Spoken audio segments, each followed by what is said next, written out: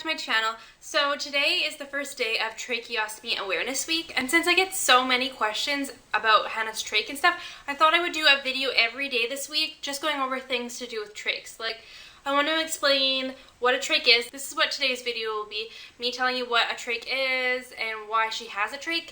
And then I'm also going to do a video on suctioning. I'm also going to do a video on her emergency bag that we have to take everywhere with her.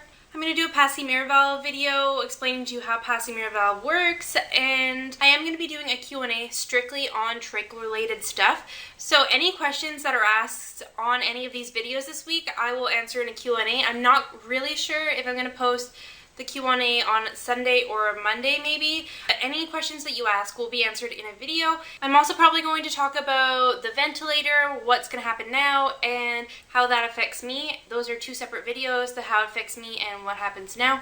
But yeah, I'll get started on today's video. So a tracheostomy is a surgically created hole in the front of your neck into your windpipe, which is your trachea, and the procedure is called a tracheotomy. So I think some people think it's a tracheotomy when it's actually a tracheostomy. So the procedure is a tracheotomy, but this tube being inside your throat is a tracheostomy. And this is what a tracheostomy tube looks like. If you've watched any of my other videos, you will have already seen this. This is pretty much what they all look like. So there's many different reasons of why people have tracheostomies. I know 5 other kids on the island who all have tracheostomies, and we all have tracheostomies for different reasons. I know one has tracheostomy because she has paralyzed vocal cords. So you need your vocal cords to breathe. So if your vocal cords are paralyzed and they're paralyzed shut, you won't be able to breathe anything through that because it's shut. So you can't breathe in or out. Sometimes if it's only partly open, then you can have enough airflow, but it still might not be enough. So if you have paralyzed vocal cords, the chances are that you might have a trach for life if you have one in the beginning, unless if your vocal cords start working, which they don't usually become unparalyzed after they're paralyzed. Another reason that you could have a trach is every time you go in for surgery, they have to put a breathing tube in your throat. And every time they put in the breathing tube in your throat, it irritates your throat a little bit. And when you take out the breathing tube, there's a chance that your windpipe will have swelled up and now it's unbreathable. So this is part of the reason that they thought Hannah needed a trach. But this does happen for other kids, and this is the only reason. You have healthy lungs and now you just can't breathe through your windpipe. Now that's just temporary. Your throat will eventually go back to how it used to be and you'll be able to breathe, but you will need a temporary tracheostomy. Some people that get paralyzed might need a tracheostomy because to be able to breathe, you need to be able to pull your diaphragm. So if you say you're paralyzed from, I don't know, here down, which most people can still breathe. If your diaphragm is paralyzed, then you won't be able to breathe on your own and you would need a machine to breathe.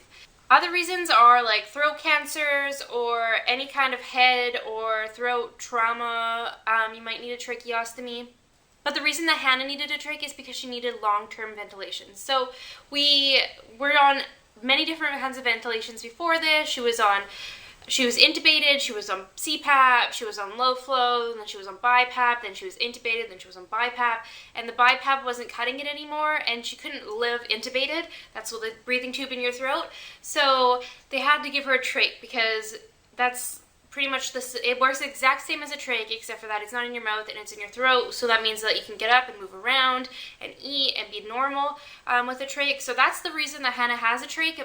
Mostly, I was also told that she has partial vocal cord paralysis. They weren't sure if it was. They said it's definitely sluggish. So every time that breathing tube went in and out of her throat, it goes across the vocal cords, which can make your vocal cords get paralyzed.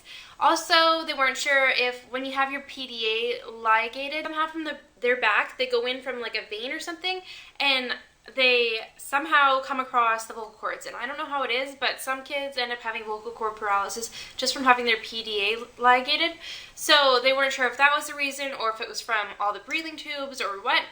We're currently not at Children's anymore, so these doctors are saying completely different things than what Children's was saying, so I don't really know who's right or not, but right now they think that the only reason she needs a trach is to be ventilated. So now that she's not on the ventilator anymore, she doesn't need the trach. So that's good news. Anyways, I hope I explained why Hannah has a trach good enough. If you have any questions, don't hesitate to ask. And yeah, see you in tomorrow's video. Bye.